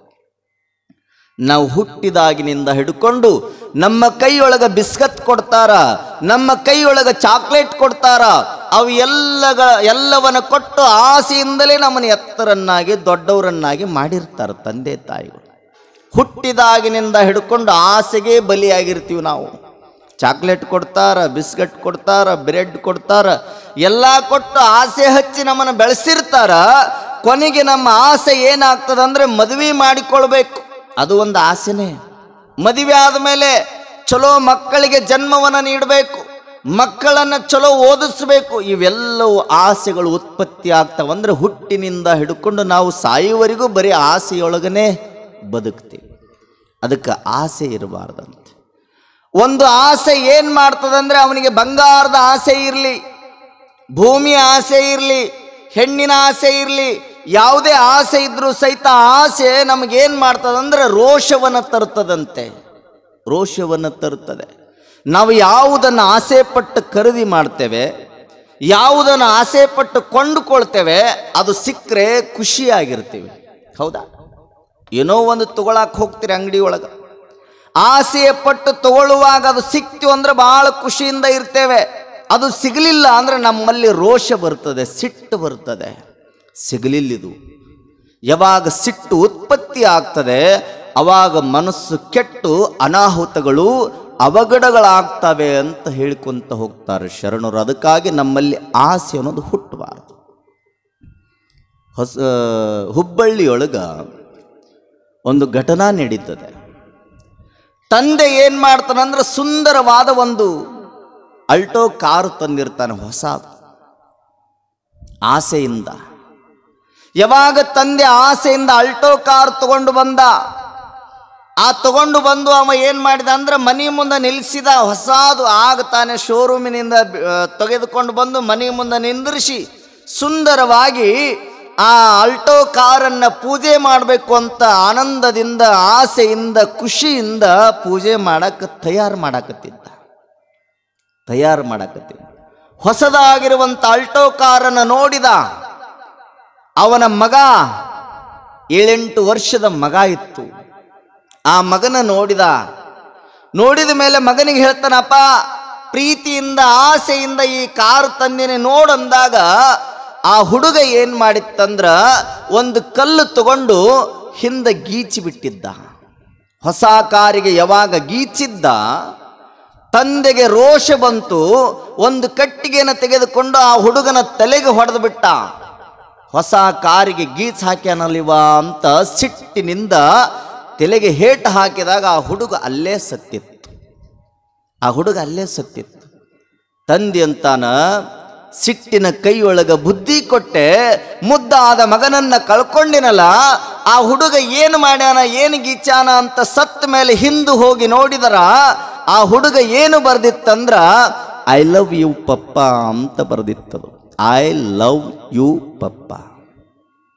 ಅವಾಗ ಅನುಭವಕ್ಕೆ ಬಂತವನಿಗೆ, ನನ್ನ ಮಗ ಕಲ್ಲು ತಗೊಂಡು ಹೊಸದಾಗಿರುವಂಥ ಕಾರನ್ನು ಗೀಚಿದಾನೆ ಅನ್ನುವಂಥ ರೋಷದೊಳಗ, ಸಿಟ್ಟಿನೊಳಗ ನನ್ನ ಮಗನನ್ನ ಕೊಂದೆ, ನನ್ನ ಮಗ ನನ್ನ ಲವ್ ಮಾಡ್ತಾನ ಅನ್ನೋದು ಈಗ ಗೊತ್ತಾತಲ್ಲ ಅಂತಾನೆ. ಅದಕ್ಕೆ ಆಸೆ ಹುಟ್ಟಿತು ಅಂದ್ರ ಆಸೆಯ ತಾಯಿ ರೋಷ. ಆ ರೋಷ ಬಂದ್ರೆ ಏನಾಗ್ತೈತಿ ಅನಾಹುತ ಅನ್ನೋದು ಗೊತ್ತಾಗೋದಿಲ್ಲ. ಅದಕ್ಕೆ ಮನುಷ್ಯನಿಗೆ ಆಶೆನೂ ಇರಬಾರ್ದು, ರೋಷನೂ ಇರಬಾರ್ದು. ಇವೆರಡನ್ನು ಬಿಟ್ಟು ಭಕ್ತಿ ಅನ್ನುವಂಥ ಕೂಸನ್ನು ಎತ್ತಿ ಆಡಿಸ್ಬೇಕಂತಾರೆ ಶರಣರು. ಇಲ್ಲೇ ಸೊಲ್ಲಾಪುರದ ಸಮೀಪ ಹುನ್ನೂರು ಅಂತ ಬರುತ್ತದೆ. ಆ ಹುನ್ನೂರಿನೊಳಗ ಒಂದು ಆಯಿಲ್ ಫ್ಯಾಕ್ಟ್ರಿ ಒಳಗೆ ಕೆಲಸ ಮಾಡ್ತಾ ಇದ್ದ ಒಬ್ಬ. ಇದು ನೈಜ ಘಟನೆ. ಇದು ಆ ಹುನ್ನೂರಿನೊಳಗೆ ಆಯಿಲ್ ಫ್ಯಾಕ್ಟ್ರಿ ಒಳಗೆ ಕೆಲಸ ಮಾಡ್ತಾ ಇದ್ದ. ಕೆಲಸ ಮಾಡಬೇಕಾದ್ರೆ ತಿಂಗಳಿಗೆ 3,000 ರೂಪಾಯಿ ಪಗಾರ ಇತ್ತು ಅವನಿಗೆ. ತಿಂಗಳಿಗೆ 3,000. ಆ 3,000 ರೂಪಾಯಿ ಪಗಾರನ್ನು ತೆಗೆದುಕೊಂಡು ಬಂದ ಅವುಗಳನ್ನು ಯಾರಿಗೆ ಕೊಟ್ಟ ಅಂದ್ರೆ ತನ್ನ ಹೆಂಡತಿ ಕೈಯಾಗ ಕೊಟ್ಟ. ಹೆಂಡತಿಗೆ ಹೇಳ್ತಾನ, ನೋಡು, ತಿಂಗಳಿಗೆ 3,000 ಪಗಾರದ, ಒಂದು ತಿಂಗಳಿಗೆ ನಮಗೇನು ಬೇಕಲ್ಲ ಎಲ್ಲ ಸಂತಿಯನ್ನು ತೆಗೆದುಕೊಳ್ಳೋದು, ಅದು ಸಂತಿ ವ್ಯವಹಾರ ಮಾಡೋದು, ಮನೆಗೇನು ಬೇಕೆಲ್ಲ ಸಾಮಗ್ರಿಗಳನ್ನು ತಗೊಳ್ಳೋದು ನಿನ್ನ ಜವಾಬ್ದಾರಿ. 3,000 ರೂಪಾಯಿ ನೀ ತಗೋ, ಏನಾರ ಮಾಡುವಂತ ಹಣವನ್ನು ಕೈಯಾಗ ಕೊಟ್ಟು ಹೆಂಡತಿಗೆ ಹೇಳ್ತಾನ, ಈಗ ನೀವು ಎಲ್ಲರೂ ಯಾರ ಕೈಯಾಗ ಚಾವಿ ಕೊಟ್ಟಿರಿ ಅಂದ್ರೆ ಪಕ್ಕದಾಗ ಅದಾರಲ್ಲ ಇವ್ರ ಕೈಯಾಗ ಕೊಟ್ಟಿರ್ತೀರಿ. ಮನೆಯೊಳಗೆ ಟ್ರೆಜೋರಿ ಚಾವಿ ಯಾರ ಕೈಯಾಗಿರ್ತೈತೆ ಅಂದ್ರೆ ಇವ್ರ ಕೈಯಾಗ. ಎಷ್ಟು ವಿಚಿತ್ರ ಅಂದ್ರ, ಈ ಗಣಮಗ ಹುರುಪಿನೊಳಗೆ ಏನಾರ ಹೇಳಿ ಬಂದ, ಮಠದಾಗ ನಾಳೆ ದಿನ ದಾಸೋಹ ಮಾಡ್ತೀನಿ ಅಂತ ಹೇಳಿ ಹೋದ್ನಂದ್ರ ಸಾಧ್ಯನೇ ಇಲ್ಲ. ನೀವು ಹೇಳಿ ಹೋದ್ರೂ ಸಹಿತ ಅದು ನಡೆಯುವುದಿಲ್ಲ. ಇವ್ರು ಎಸ್ ಅಂದ್ರೆ ಮಾತ್ರ, ಹೋಮ್ ಮಿನಿಸ್ಟರ್ ಎಸ್ ಅಂದ್ರೆ ಮಾತ್ರ ಅದು ಕಾರ್ಯಕ್ಕೆ ಬರ್ತದೆ, ಇಲ್ಲ ಅಂದ್ರೆ ಬರೋದೇ ಇಲ್ಲ. ನಿಮ್ಮನ್ನು ಕೇಳ್ತೀನಿ ನಾನು, ಹೆಂಡತಿ ಮಾತು ಯಾರು ಕೇಳೋದಿಲ್ಲ ಕೈ ಎತ್ತಿರಿ ನೋಡೋಣ. ನೀವು ಸಾಹೇಬ್ರ ಶರಣರ, ಹೆಂಡತಿ ಮಾತು ಜೀವನದಾಗ ಕೇಳೋದಿಲ್ಲ ಅನ್ನೋರು ಯಾರದ್ರಿ ಕೈ ಎತ್ತಿರಿ ಅಂದ್ರೆ ಎಲ್ಲರೂ ಕೇಳೋರು. ಇವರು ಕೇಳ್ತಾರೆ. ಹಿಂಗೆ ಒಂದು ಕಡೆ ಪ್ರವಚನದಾಗ ಹೆಂಡತಿ ಮಾತು ಯಾರು ಕೇಳೋದಿಲ್ಲ ಕೈ ಎತ್ತಿರಿ ಅಂದ ಪ್ರವಚನಕಾರ. ಎಲ್ಲರೂ ಗಪ್ ಕೂತಿದ್ರು. ಒಬ್ಬವ ಮಾತ್ರ ಎತ್ತಿದ ಮೇಲೆ ಪ್ರವಚನಕಾರರು ಕೇಳ್ತಾರ, ಅಲ್ಲೋ ನೀನು ಕೇಳೋದಿಲ್ಲ ನಿನ್ನ ಹೆಂಡತಿ ಮಾತು? ಯಾರು ಕೇಳೋದಿಲ್ಲ ಅವ್ರಿಗೆ 1,00,000 ರೂಪಾಯಿ ಕೊಡ್ತೀನಿ ಅಂದಿದ್ರು ಅವರು ಪ್ರವಚನಕಾರರು. ಅವಾಗ ಎಲ್ಲರೂ ಸುಮ್ ಕುಂತಿದ್ರು, ಯಾಕಂದ್ರೆ ಎಲ್ಲರೂ ಕೇಳೋರಿದ್ರು. ಒಂದು ವೇಳೆ ಕೈ ಎತ್ತಿದ್ರೆ ಮನೆಗೆ ಹೋಗಿಂದೆ ಅವರಿಗೆ ಬಿಸಿ ರೊಟ್ಟಿನೂ ಇದ್ದಿಲ್ಲ. ಎಲ್ಲ ಬಂದು ಸ್ಟ್ರೈಕ್ ನಡೀತಿತ್ತು. ಮತ್ತೆ ಎಲ್ಲರೂ ಗಪ್ ಕೂತಿದ್ರು. ಒಬ್ಬ ಎತ್ತಿದ. ಪ್ರವಚನಕಾರಂತಾರ, 1,00,000 ನೀನು ಕೊಡಬೇಕಲ್ಲಪ್ಪ ತಮ್ಮ. ಹೌದ್ರಿ, ಕೊಡಬೇಕು. ಅಲ್ಲ ಕರೆ ಹೇಳು, ನೀನು ಎತ್ತಿದೆಲ್ಲ ಕೈ, ನೀ ನಿಜವಾಗ್ಲೂ ನೀನು ಹೆಂಡತಿ ಮಾತು ಕೇಳೋದಿಲ್ಲೇನು, ಆಣಿ ಮಾಡಿ ಹೇಳಂದ್ರೆ ಅವ ಅನ್ನಂತ. ಇಲ್ರಿ ಮಗ್ಗಲ್ ಕುಂತು ಸನ್ನಿ ಮಾಡಿಲ್ದು, ಅದಕ್ಕೆ ನಾ ಕೈ ಎತ್ತೀನಿ ಅಂದಂತ. ಅಂದ್ರೆ ಅವನು ಹೆಂಡತಿ ಮಾತು ಕೇಳೇ ಕೈ ಎತ್ತಾನ. ಜೀವನದಲ್ಲಿ ಯಾರು ಹೆಂಡರ ಮಾತನ್ನು ಕೇಳದೆ ಬದುಕುವವರು ಯಾರೂ ಇಲ್ಲ. ಎಲ್ಲರೂ ಒಂದಿಲ್ಲ ಒಂದು ಸಾರಿ ಕೇಳಲೇಬೇಕು. ಕೇಳಲಾರದೆ ಬದುಕಕ್ಕೆ ಸಾಧ್ಯ ಇಲ್ಲ. ಹಂಗ ಹೆಂಡತಿ ಕೈಯಾಗ 3,000 ಕೊಟ್ಟು ಅವನು ಏನು ಮಾಡ್ತಾನಂದ್ರೆ, ಮನೆಗೆ ಏನು ಸಾಮಗ್ರಿಗಳು ಬೇಕಲ್ಲ ಎಲ್ಲವನ್ನ ತಂದು ನೀನೇ ಆ ಮನೆ ಜವಾಬ್ದಾರಿಯನ್ನು ನೋಡಬೇಕು ಅಂತ ಕೊಟ್ಟು ಕೆಲಸಕ್ಕೆ ಹೋದ. ತಾಯಿ ರೊಟ್ಟಿಯನ್ನು ಮಾಡುವಾಗ ಅಲ್ಲೇ ಒಲಿ ಪಕ್ಕಕ್ಕೆ ಆ 3,000 ರೂಪಾಯಿ ಇಟ್ಕೊಂಡು ಕುಂತು ರೊಟ್ಟಿ ಮಾಡಾಕತ್ತಿದ್ದ. ಮನೆಯೊಳಗೆ 5-6 ವರ್ಷದ ಹುಡುಗ ಇತ್ತು. ಅದು ಆಡಿಕೊಂತ ಬಂದದ್ದ ಏನು ಮಾಡ್ತೆ ಅಂದ್ರೆ, ಆ ಇಡೀ 3,000 ರೂಪಾಯಿಯನ್ನು ಒಲ್ಯಾಗ ಹಾಕಿಬಿಡುತ್ತೆ. ಅದು ಯಾವಾಗ ಒಲಿಯೊಳಗೆ 3,000 ರೂಪಾಯಿನ ಹಾಕಿತೋ ಅವಾಗ ಅದೇ ಕ್ಷಣದೊಳಗೆ ತಾಯಿ ಗಂಡ ಹಗಲು ರಾತ್ರಿ ದುಡಿದು ತಂದಿರುವಂಥ 3,000 ರೂಪಾಯಿಯನ್ನ ಏನೂ ಮಾಡಲಾರದೆ ಒಲಿಯೊಳಗೆ ಹಾಕಿ ಸುಟ್ಟಿತಲ್ಲ ಅಂತ ತಿಳ್ಕೊಂಡು ರೋಷದಿಂದ ಒಲೆಯಾಗಿರುವಂಥ ಕಟ್ಟಿಗೆಯನ್ನು ತೆಗೆದುಕೊಂಡು ತೆಲಿಗೆ ಹೊಡೆದು ಆ ಕೂಸು ಅಲ್ಲೇ ಸತ್ತಿತ್ತು. ಯಾವಾಗ ಕೂಸು ಸತ್ತಿತ್ತೋ ಕೆಲಸ ಮುಗಿಸಿ ಮನೆಗೆ ಬಂದ. ಭಯದೊಳಗೆ ಹೆಂಡತಿದ್ಲು. ಒಲಿ ಮುಂದೆ ಕೂಸು ಬಿದ್ದಿತ್ತು. ಒಲಿ ಉರಿತಾ ಇತ್ತು. ರೊಟ್ಟಿ ಹಿಟ್ಟು ಹಂಗ ಇತ್ತು. ಗಂಡ ನೋಡಿ ಸಿಟ್ಟಿನಿಂದ ಗಂಡ ಅಂತಾನ, ಇರುವಂತ ಒಂದೇ ಒಂದು ಕೂಸನ್ನ ಕೊಂದಿಯಲ್ಲ ಅಂತ ತಿಳ್ಕೊಂಡು ಹೆಂಡತಿಗೂ ಸಹಿತ ತಲೆಗೆ ಹೊಡೆದ. ಹೆಂಡತಿಯೂ ಸಹಿತ ಸತ್ಲು. ಯಾವಾಗ ಸತ್ತಳೋ ಅವಾಗ ಅವನಂತಾನ, ಮಗ ಇಲ್ಲ, ಹೆಂಡತಿಲ್ಲ, ನಾನರ ಬದುಕಿ ಏನು ಮಾಡೋದು ಅಂತ ತಾನೂ ಸಹಿತ ನೇಣು ಹಾಕ್ಕೊಂಡು ಸತ್ತ. ಇದು ಕೇವಲ 3,000 ರೂಪಾಯಿ ಹಣಕ್ಕಾಗಿ ರೋಷ ಬಂದು ಸಿಟ್ಟಿನ ಕೈಯೊಳಗ ಬುದ್ಧಿಯನ್ನು ಕೊಟ್ಟು ತನ್ನ ಎಲ್ಲ ಸಂಸಾರವನ್ನು ನಾಶ ಮಾಡಿಕೊಂಡ. ಅಂದ್ರ ಮನುಷ್ಯನಿಗೆ ಆಸೆ ಮತ್ತು ಸಿಟ್ಟು ಇವೆರಡೂ ಎಂದೂ ಬರಬಾರದು ಅಂತ ಶರಣರ ಅಭಿಪ್ರಾಯ. ಈ ಕೂಸು ಎತ್ತಿ ಆಟ ಆಡಕ್ಕೆ ಹೋಗ್ಬೇಡ್ರಿ. ಇದು ಒಂದಿಲ್ಲ ಒಂದು ದಿನ ನಮಗೆ ಆಪತ್ತನ್ನು ತರುತ್ತದೆ. ಅದಕ್ಕೆ ನಾವು ಸಿಟ್ಟು ಆಸೆಯಿಂದ ದೂರ ಉಳಿದ್ರೆ ನಮ್ಮ ಬದುಕು ಸಾರ್ಥಕ ಅನ್ನುವಂಥ ಸಿದ್ಧಾಂತವನ್ನು ಕನ್ನಡ ನಾಡಿನ ಎಲ್ಲ ಶರಣರು ಬೋಧನೆ ಮಾಡಿಕೊಂತ ಬರ್ತಾರೆ. ನಮ್ಮಲ್ಲಿಯೂ ಸಿಟ್ಟಿರಬಾರ್ದು. ಸಿಟ್ಟು ಇತ್ತು ಅಂದ್ರೆ ನಮ್ಮನ್ನು ಭಾಳ ಅಧೋಗತಿಗೆ ತಳ್ಳುತ್ತದೆ. ಅದಕ್ಕೆ ಆಸೆನೂ ಇರಬಾರ್ದು, ಸಿಟ್ಟೂ ಇರಬಾರ್ದು. ಆಸೆ ಎಷ್ಟು ಕೆಟ್ಟದ್ದು ಅಂದ್ರೆ, ಬಂಗಾರದ ಆಸೆ ಇದ್ರೂ ಸಹಿತ ಕೆಟ್ಟದ್ದೇ. ಸಿರಿ ಸಂಪತ್ತಿನ ಆಸೆ, ಬಂಗಾರದ ಆಸೆ, ಹೆಣ್ಣು ಹೊನ್ನು ಮಣ್ಣಿನ ಆಸೆ, ಭೂಮಿಯ ಆಸೆ, ಯಾವುದಾದ್ರೂ ಒಂದು ಆಸೆ ಇತ್ತು ಅಂದ್ರೆ ಆ ಆಸೆ ಎಷ್ಟು ಅನಾಹುತ ಮಾಡ್ತೈತೆ ಅಂದ್ರೆ ನಿಮ್ಗೆ ಹೇಳ್ತೀನಿ. ಒಬ್ಬ ತಾಯಿಗೆ 2 ಮಕ್ಕಳಿದ್ದು, ಅಣ್ಣ ತಮ್ಮ ಭಾಳ ಚಿಕ್ಕ ವಯಸ್ಸಿನೊಳಗೆ ಅಣ್ಣ ತಂದೆ ತೀರಿದ ಮೇಲೆ ಹೊಲದ ಜವಾಬ್ದಾರಿಯನ್ನು ಅಣ್ಣ ತಗೊಂಡಿದ್ದ. ತಮ್ಮ ಶಾಲೆ ಓದಲಿ ಅಂತ ಅಣ್ಣ ದುಡ್ಕೊಂಡು ಬಂದು ತಾಯಿ ಕೈಯಾಗ ಕೊಡ್ತಿದ್ದ. ದಿನನಿತ್ಯ ತಾಯಿ ಆ ಹಣದಿಂದ ಮಗನನ್ನು ಓದಿಸ್ತಿದ್ಲು. ಸಣ್ಣ ಮಗನನ್ನು ದೊಡ್ಡ ಮಗನಿಗೆ ಹೊಲಕ್ಕೆ ಕಳಿಸ್ತಿದ್ಲು ಕೆಲಸಕ್ಕೆ. ಹೀಗೆ ಮಗ ಓದ್ತಿತ್ತು. ದೊಡ್ಡ ಮಗ ಹೊಲದೊಳಗೆ ದುಡಿತಿದ್ದ. ರೈತಾಪಿಯ ಕುಟುಂಬದಲ್ಲಿ ಹುಟ್ಟಿರುವಂಥ 2 ಅಣ್ಣ ತಮ್ಮರು, ಒಬ್ಬನು ಶಾಲೆಗೆ ಹೋಗ್ತಿದ್ದ, ಮತ್ತೊಬ್ಬ ಅವನು ಹೊಲಕ್ಕೆ ಹೋಗ್ತಿದ್ದ, ದುಡಿತಿದ್ದ, ಮಗ ಓದುತ್ತಿದ್ದ. ದಿನನಿತ್ಯ ಬೆಳಗ್ಗೆ ಹೋಗಿ ಹೊಲದೊಳಗೆ ದುಡಿಯುವಂಥ ಅಣ್ಣನಿಗೆ ಒಂದು ದಿನ ಶನಿವಾರ ಅರ್ಧ ಶಾಲೆ ಇತ್ತು, ಹಾಫ್ ಡೇ. ಆ ಶಾಲೆಯನ್ನು ಮುಗಿಸಿ ಮನೆಗೆ ಬಂದ ಮೇಲೆ ತಾಯಿ ಅಂತಾಳ, ಮಗ ನಿಮ್ಮ ಅಣ್ಣ ಹೊಲಕ್ಕೆ ಹೋಗ್ಯಾನ ದುಡಿಯಾಕ, ಹೋಗಿ ಅಣ್ಣನಿಗೆ ಬುತ್ತಿ ಕೊಟ್ಟು ಬಾ ಅಂತ ತಮ್ಮನ ಕೈಯೊಳಗೆ ಸಣ್ಣ ಮಗನ ಕೈಯಾಗ ಬುತ್ತಿ ಕೊಟ್ಟು ಕಳಿಸಿಲ್ಲ. ಆಸೆ ಎಷ್ಟು ಕೆಟ್ಟದ್ದು. ಬುತ್ತಿಯನ್ನು ತಗೊಂಡು ಹೋಗುವಂತ ಯಾವಾಗ ಕಳಿಸಿಲ್ದೋ ಪ್ರೀತಿಯಿಂದ ಅಣ್ಣನಿಗೆ ಬುತ್ತಿಯನ್ನು ಕೊಟ್ಟು ಬರಬೇಕು ಅಂತ ತಮ್ಮ ಬುತ್ತಿ ತಗೊಂಡು ಹೋದ. ಅವ್ವ ಕೊಟ್ಟ ಬುತ್ತಿಯನ್ನು ಹಿಡ್ಕೊಂಡು ಅಣ್ಣನಿಗೆ ಕೊಡುವುದಕ್ಕಾಗಿ ಬರಬರ ಹೋದ. ಅಣ್ಣ ಆಗ ತಾನೆ ಹೊಲದೊಳಗ ಗಳೆ ಹೊಡೆಯಾಕತ್ತಿದ್ದ, ನೇಗಿಲ ಹೊಡೆಯಾಕತ್ತಿದ್ದ. ಹೊಡೆಯುವಂಥ ಸಂದರ್ಭದೊಳಗ ಅವನ ಹೊಲದಲ್ಲಿ ಒಂದು ಬಂಗಾರದ ಹಂಡೆ ಆ ನೇಗಿಲಿಗೆ ಬಡಿತದೆ. ನೇಗಿಲಕ್ಕೆ ಬಡಿತದೆ. ಯಾವಾಗ ಬಂಗಾರದ ಹಂಡೆ ನೋಡಿದ, ಸ್ವಲ್ಪ ಮಣ್ಣು ತೆಗೆದು ನೋಡಿದ, ಬಂಗಾರದ ಹಂಡೆ ಇತ್ತಲ್ಲ. ಅವ ಅನ್ಕೊಂಡ, ಈ ಬಂಗಾರದ ಹಂಡೆ ಐತಲ್ಲ, ಇದನ್ನು ಯಾರೂ ನೋಡಿಲ್ಲ, ಇದನ್ನ ನಾನು ರಾತ್ರಿ ಮನೆಗೆ ತಗೊಂಡು ಹೋಗಬೇಕು ಅಂತ ತಿಳ್ಕೊಂಡು ಭಾವಿಸ್ಕೊಂಡ. ಅನ್ಕೋತಾನ, ನನ್ನ ತಮ್ಮನಿಗೆ ಅರ್ಧ ಪಾಲು ಕೊಡ್ಬೇಕಕ್ಕದ, ನನ್ನ ತಮ್ಮನೂ ನೋಡಿದ್ರ ಅದಕ್ಕೆ ಯಾರಿಗೀ ಗೊತ್ತಾಗ್ಲಾರ್ದ, ಇದು ನನಗಾಗಿನೇ ಇರಲಿ ಅಂತ ತೆಗೆದಿಡೋಣ ಅಂತ ಭಾವಿಸ್ಕೊಂಡ.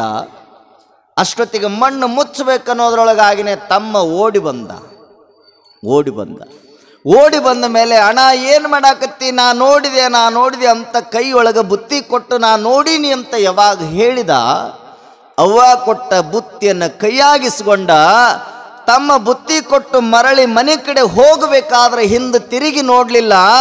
ಅಣ್ಣ ಅನ್ಕೊಂಡ, ನಾ ಮುಚ್ಚುವಂತ ಆ ಬಂಗಾರದ ಹಂಡೆಯನ್ನು ನನ್ನ ತಮ್ಮ ನೋಡ್ಯಾನಂದ್ರ ತಮ್ಮನಿಗೂ ಪಾಲು ಕೊಡಬೇಕಲ್ಲ ಅನ್ನುವಂಥ ಉದ್ದೇಶದಿಂದ, ದ್ವೇಷದಿಂದ ಮುಂದೆ ನೋಡಿ ತಮ್ಮ ಹೋಗ್ತಿರಬೇಕಾದ್ರೆ ಹಿಂದಿನಿಂದ ನಗವನ್ನು ತೆಗೆದುಕೊಂಡು ತಮ್ಮನ ತಲೆಗೆ ಹೊಡೆದ.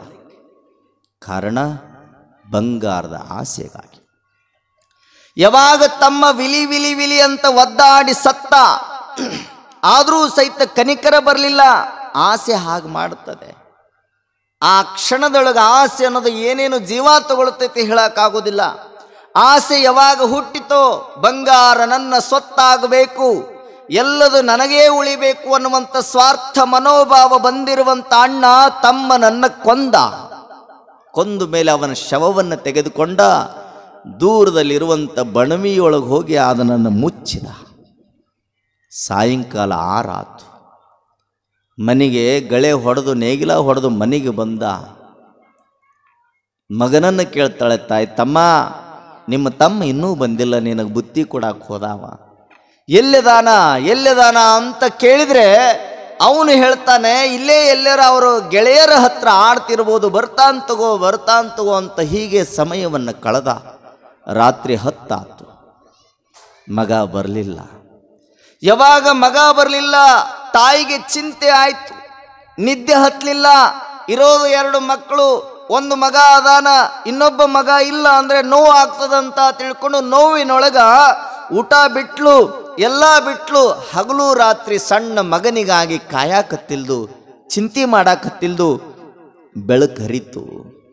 ಮತ್ತೆ ಅಣ್ಣನನ್ನು ಕೇಳ್ತಾಳ, ತಮ್ಮ ಎಲ್ಲಿದಾನಪ್ಪ, ಇನ್ನ ತಮ್ಮ ಬರಲಿಲ್ಲಲ್ಲ ಅಂತ ತಿಳ್ಕೊಂಡು ಕೇಳಿದಾಗ ಅಣ್ಣ ಅಂತಾನ, ಎಲ್ಲಿದಾನ ಹುಡುಕಕ್ಕೆ ಹೋಗಾನ ಬಿಡವ ಅಂತ ತಿಳ್ಕೊಂಡು ಹುಡುಕ್ತಾನೆ, ಸಿಗೋದಿಲ್ಲ.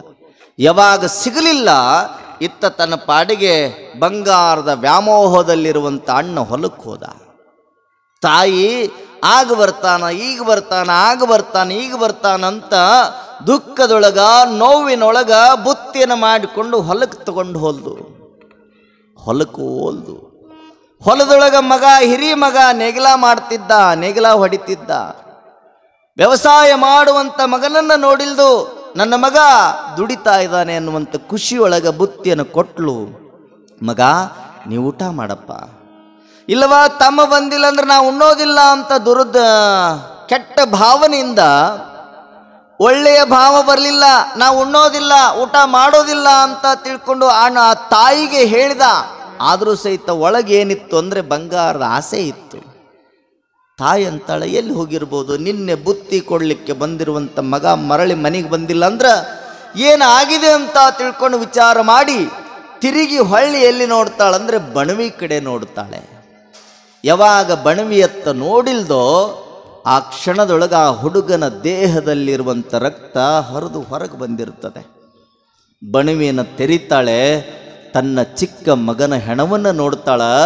ನೋಡಿ ಅಣ್ಣನ ಕಡೆ ತಿರುಗಿ ಮಾತಾಡಬೇಕು ಅನ್ನೋಷ್ಟೊಳಗಾಗಿ ಆ ಅಣ್ಣ ಅಂತಾನ, ನಮ್ಮ ತಮ್ಮನನ್ನ ಕೊಂದ ಸುದ್ದಿ ಈಕಿ ಗೊತ್ತಾತಲ್ಲ, ಇನ್ನು ಊರಾಗ ಹೋಗಿ ಪ್ರಚಾರ ಮಾಡಿದ್ರೆ ನನಗೆ ಬಂಗಾರ ಸಿಗೋದಿಲ್ಲ, ಜೈಲು ಶಿಕ್ಷೆ ಆಕೈತೆ ಅಂತ ತಿಳ್ಕೊಂಡು ಹೆತ್ತ ತಾಯಿಯನ್ನ ಅಲ್ಲೇ ಕೊಂದು ಒಗದ. ಹೆತ್ತ ತಾಯಿಯನ್ನು ಕೊಂದ.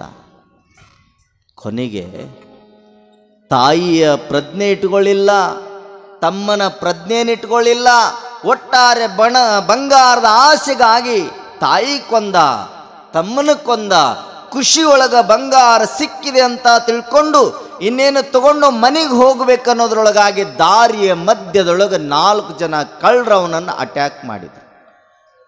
4 ಜನ ಕಳ್ಳರು ಬಂದರು.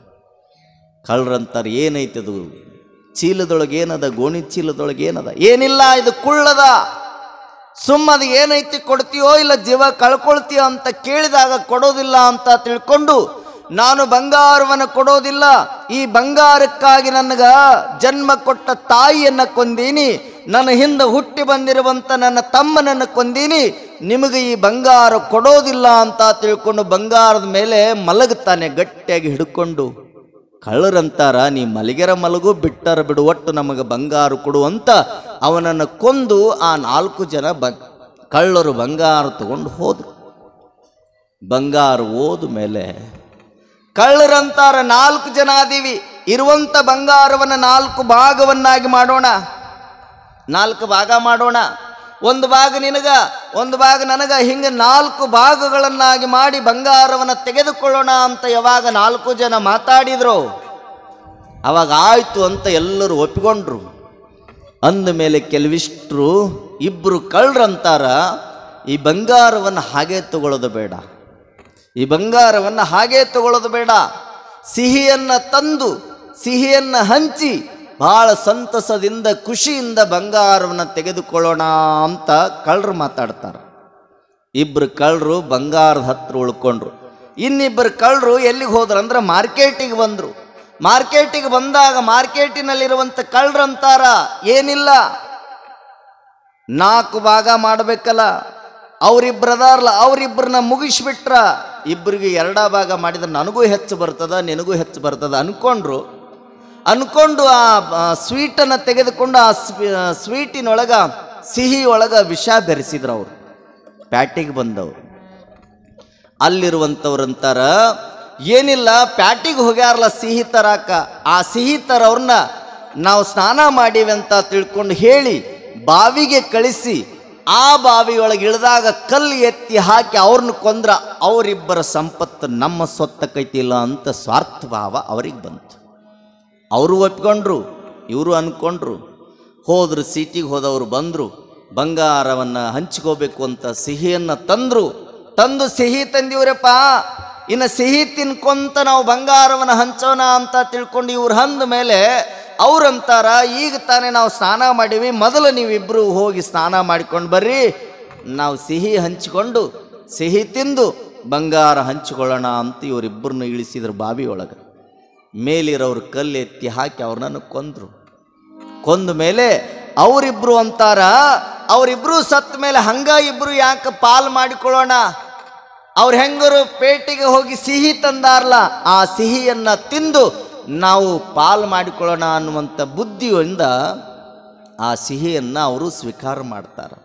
ಯಾವಾಗ ಸಿಹಿಯನ್ನು ತಿಂದ್ರೋ ಅವರು ಸತ್ತು ಹೋದರು.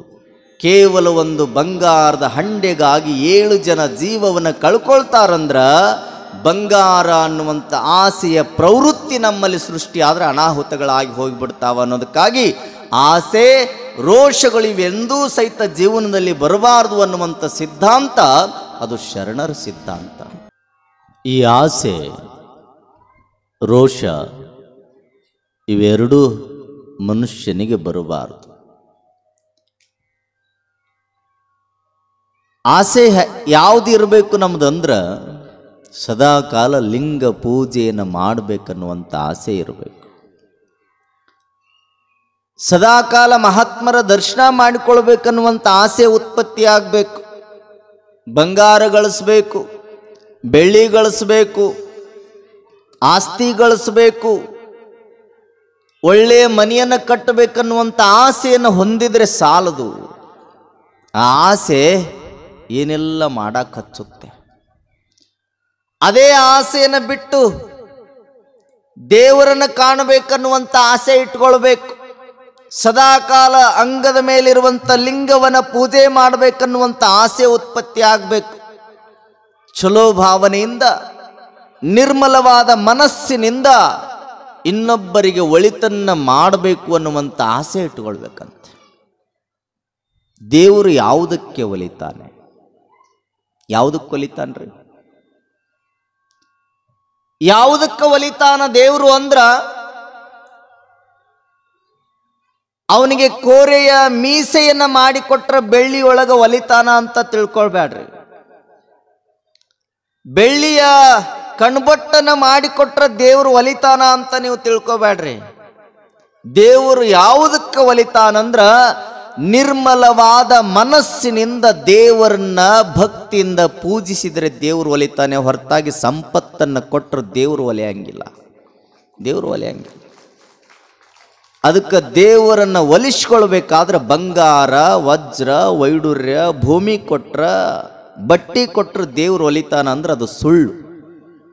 ದೇವರಿಗೆ ಏನು ಕೊಡಬೇಕಂದ್ರೆ ನಿರ್ಮಲವಾದ ಮನಸ್ಸನ್ನು. ಈ ಸ್ನಾನ ಮಾಡ್ತೀರಿ ನೀವೆಲ್ಲ ಮನೆಯೊಳಗೆ, ಸ್ನಾನ ಮಾಡಿ ಸೀದಾ ದೇವ್ರ ಕೋಲಿಗೆ ಹೋಗ್ತೀರಿ. ಎದಕ್ಕೆ ಹೋಗ್ತೀರಿ? ಎದಕ್ಕೆ ಹೋಗ್ತೀರಿ? ದೇವ್ರ ಕೋಲಿಗೆ ಎದಕ್ಕೆ ಹೋಗ್ತೀರಪ್ಪ? ಅವರು ಭಸ್ಮ ಬಡ್ಕೊಂಬರಕ್ಕ, ಬಂಡ್ರ ಬಡ್ಕೊಂಬರಕ್ಕ. ಭಸ್ಮ ಅಲ್ಲ, ಪೂಜೆ ಮಾಡಿಕೊಳಕ್ಕೆ ಹೋಗ್ತೀರಿ. ಸ್ನಾನ ಮಾಡಿ ಬಟ್ಟೆ ಹಾಕ್ಕೊಂಡು ದೇವ್ರ ಕೋಲಿಗೆ ಹೋಗ್ಬೇಕಾದ್ರೆ ಕೈಯಾಗ ಒಂದು ಹಿಡ್ಕೊಂಡು ಹೋಗ್ತೀರಿ. ಏನು ಹಿಡ್ಕೊಂಡು ಹೋಗ್ತೀರಿ? ಹತ್ತಿ ಕಟ್ಟಿಗೆ ಅಂತ 2 ಊದಿನ ಕಡ್ಡಿ ಹಿಡ್ಕೊಂಡು ಹೋಗ್ತೀರಿ. ಏನು ಹಿಡ್ಕೊಂಡು ಹೋಗ್ತೀರಿ? ನೀವ್ಯಾರು ಪೂಜೆನ ಮಾಡೋದಿಲ್ಲ, ದೇವ್ರ ಕೊಲೆಗೂ ಹೋಗೋದಿಲ್ಲ ಅನ್ನೋದು ಗೊತ್ತಾತ್ ನಮಗೆ. ಹೋಗ್ಲಿ, ಸ್ನಾನ ಮಾಡಿ ಬಟ್ಟೆ ಹಾಕ್ಕೊಂಡು ದೇವ್ರ ಕೊಲಿಗೆ ಹೋದ ತಕ್ಷಣ ಏನು ತಗೊಳ್ತೀರಿ?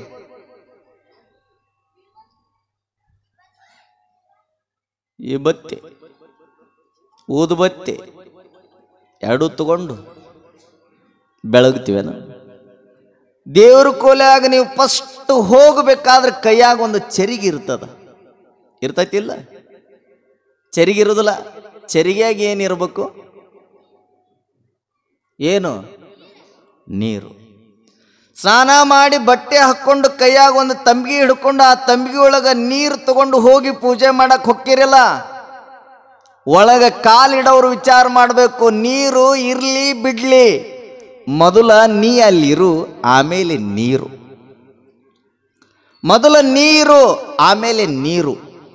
ನೀನ ಇರ್ಲಾರ್ದ ನೀರು ತಗೊಂಡು ಹೋಗಿ ಮುಖ ತೊಳೆದ್ರೇನು ದೇವ್ರು ಒಲಿತಾನೇನು?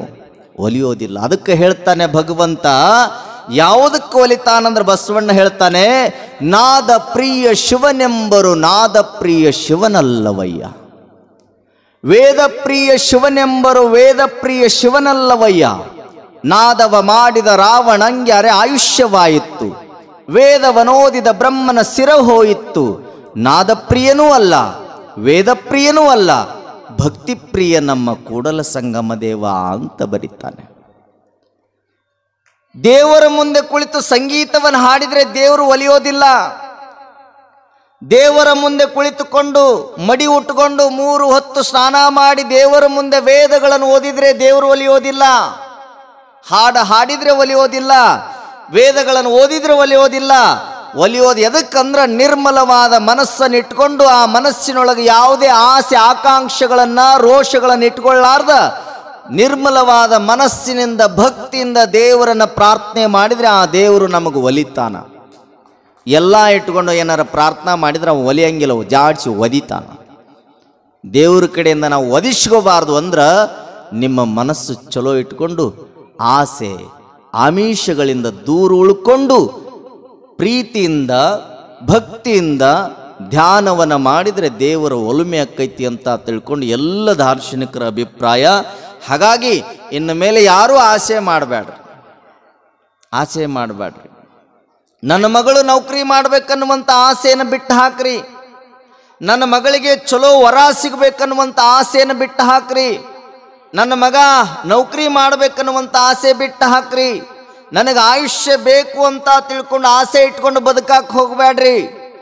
ಎಷ್ಟು ಆಯುಷ್ಯವನ್ನ ಭಗವಂತ ಕೊಟ್ಟಾನ ಅಷ್ಟೇ ಆಯುಷ್ಯವನ್ನ ಪ್ರೀತಿಯಿಂದ ಭಕ್ತಿಯಿಂದ ಯಾವುದೇ ಆಶೆಗಳನ್ನು ಇಟ್ಕೊಳ್ಳಾರದೆ ಬದುಕು ಬಿಟ್ರೆ ಅದೇ ನಿಜವಾದ ಜನ್ಮ, ನಿಜವಾದ ಸಾರ್ಥಕದ ಬದುಕು ಅಂತ ಶರಣರ ಅಭಿಪ್ರಾಯ. ಯಾವುದೂ ಆಸೆ ಇಟ್ಕೋಬಾರ್ದಂತ, ಯಾವುದನ್ನು ಅಪೇಕ್ಷೆ ಪಡಬಾರ್ದಂತ. ಒಬ್ಬ ಹೆಣ್ಣುಮಗಳು, ಒಬ್ಬ ಮನುಷ್ಯ ಊರಾಗ ಸಾವುಕಾರ, ಒಂದಲ್ಲಂತ 3 ಮದುವೆಗಿದ್ದವ, ಒಂದಲ್ಲಂತ 3 ಆಗಿತ್ತು. 3 ಸಲುತ್ತಿದ್ದ, 3 ಪ್ರೀತಿಯಿಂದ ನೋಡ್ತಿದ್ದ. ನೋಡುವಾಗ ಒಂದು ಸಾರಿ ಆ ಸಾವುಕಾರನಿಗೆ ಎಲ್ಲಿ ಹೋಗೋದು ಬರ್ತದೆ ಅಂದ್ರೆ ವಿದೇಶಕ್ಕೆ ಹೋಗೋದು ಬರ್ತದೆ. ವಿದೇಶಕ್ಕೆ, ಅಮೇರಿಕಕ್ಕೆ ಹೋಗಬೇಕಾದ್ರೆ ಮೊದಲನೇ ಹೆಂಡತಿ, 2ನೇ ಹೆಂಡತಿ, 3ನೇ ಹೆಂಡತಿ, 1 ವಾರ ಅಲ್ಲಿ ಇರ್ತಿದ್ದ, 1 ವಾರ ಇಲ್ಲಿ ಇರ್ತಿದ್ದ, 1 ವಾರ ಇಲ್ಲಿ ಇರ್ತಿದ್ದ. ಹಿಂಗ ಜೀವನ ಸಾಗಿಸುವಂತ ಸಾವುಕಾರ ಒಂದು ಸಾರಿ ವಿದೇಶಕ್ಕೆ ಹೋಗಬೇಕಾದ್ರೆ ಮೊದಲನೇ ಹೆಂಡತಿಗೆ ಕೇಳ್ತಾನ, ನಾನು ವಿದೇಶಕ್ಕೆ ಹೊರಟೀನಿ, ಏನು ತರಬೇಕು? ಆಕೆ ಆಸೆಯಿಂದ ಹೇಳಿದ್ಲು, ರೀ ಅಮೇರಿಕಾದೊಳಗ ಚಲೋ ಬಟ್ಟೆ ಸಿಗುತ್ತಾವ ನೋಡ್ರಿ, ಚಂದಂದು ಒಂದು ಬಟ್ಟೆ ತಗೊಂಡು ಬರ್ರಿ, ಒಂದು ಡ್ರೆಸ್ ತಗೊಂಡು ಬರ್ರಿ ಅಂತ ಹೇಳಿಲ್ದಾಕೆ. ಆಕೆ ಆಸೆ ವ್ಯಕ್ತಪಡಿಸಿತ್ತು. 1ನೇ ಹೆಂಡತಿ, ಯಾವಾಗ ಚಲೋ ಬಟ್ಟೆಗಳು ಸಿಗ್ತಾವ ಒಂದಿಷ್ಟು ಚಲೋ ಬಟ್ಟೆಗಳನ್ನು ತಗೊಂಡು ಬರ್ರಿ ಅಂತ ಹೇಳಿಲ್ದು. ಆಯ್ತು ಅಂತ ಬರ್ಕೊಂಡ. 2ನೇ ಹೆಂಡತಿ ಮನೆಗೆ ಹೋದ, ನಾನು ಅಮೇರಿಕಕ್ಕೆ ಹೊಂಟೀನಿ, ಏನು ತರಲಿ? ಆಕೆಂತಾಳ, ನನಗೊಂದು ಸುಂದರವಾದ ಡೈಮಂಡ್ ನೆಕ್ಲೆಸ್ ತಗೊಂಬರ್ರಿ ಅಂದ್ಲ ಆಕೆ. ಡೈಮಂಡ್ ನೆಕ್ಲೆಸ್ ತಗೊಂಡು ಬರ್ರಿ ಅಂದ ತಕ್ಷಣ ಬರ್ಕೊಂಡ. 3ನೇ ಹೆಂಡತಿಯ ಮನೆಗೆ ಹೋದ, ನಾನು ಅಮೇರಿಕಕ್ಕೆ ಹೊರಟೀನಿ, ಏನು ತಗೊಂಡು ಬರಲಿ ಅಂದ್ರೆ ಆಕೆ ಹೇಳ್ತಾಳ, ಮೊದಲೇ ಹೆಂಡತಿ ಹಂಗ ಬಟ್ಟೆ ತಗೊಂಬರ್ರಿ ಅನ್ನೋದಿಲ್ಲ, 2ನೇ ಹೆಂಡತಿ ಹಂಗ ಡೈಮಂಡ್ ನೆಕ್ಲೆಸ್ ತರ್ರಿ ಅನ್ನೋದಿಲ್ಲ, ನೀವು ಆರಾಮಾಗಿ ಹೋಗಿ ಬಂದ್ರೆ ಸಾಕ್ರಿ ಅಂತ ಅಷ್ಟೇ ಆಸೆ ಇಟ್ಕೊಂಡು ಕೇಳಿಕೊಂಡ್ಲಾಕಿ. ಆರಾಮ್ ಹೋಗಿ ಬಂದ್ರೆ ಸಾಕು. ಮರಳಿ ಅಮೇರಿಕದಿಂದ ಬಂದ, 3ನೇ ಮನೆ ಹೆಂಡತಿ ಮನ್ಯಾಗ ಉಳ್ಕೊಂಡು 1ನೇ ಮನೆ ಹೆಂಡತಿಗೆ ಏನು ಕಳಿಸಿದ ಅಂದ್ರೆ ಬಟ್ಟೆ ಕಳಿಸಿದ. 2ನೇ ಹೆಂಡತಿ ಮನೆಗೆ ನೆಕ್ಲೆಸ್ ಕಳಿಸಿದ. 1ನೇ ಹೆಂಡತಿ ಅಂತಾಳ, ನನ್ನ ಮನೆಗೆ ಬರುವುದಿಲ್ಲೇನು, ನಿನಗೆ ನಾನು ಬೇಕಾಗಿದ್ದಿಲ್ಲ, ನಿನ್ನ ಆಸೆ ಏನು ಅಂದ್ರೆ ಬಟ್ಟೆ ಬೇಕಾಗಿತ್ತಲ್ಲ, ಬಟ್ಟೆ ಜೊತೆ ಜೀವನ ಮಾಡುವಂತ ಅಲ್ಲೇ ಕಳಿಸಿದ, ಬಟ್ಟೆ ಕೊಟ್ಟು ಕಳಿಸಿದ. 2ನೇ ಹೆಂಡತಿ ಅಂತಾಳ, ನನ್ನ ಮನೆಗೆ ಬರುವುದಿಲ್ಲೇನು, ನಾನು ಬೇಕು ಅಂತ ನೀನು ಕರೀಲಿಲ್ಲ, ನೀನು ಕೇಳಿದ್ದೇನು ಅಂದ್ರೆ ನಿನ್ನ ಆಸೆ ಏನಿತ್ತು ಅಂದ್ರೆ ಅಮೇರಿಕದಿಂದ ಡೈಮಂಡ್ ನೆಕ್ಲೆಸ್ ಬೇಕಂತ ಹೇಳಿದ್ದೆಲ್ಲ, ನೆಕ್ಲೆಸ್ ತಗೋ, ಅಲ್ಲೇ ಇರು ನೀ.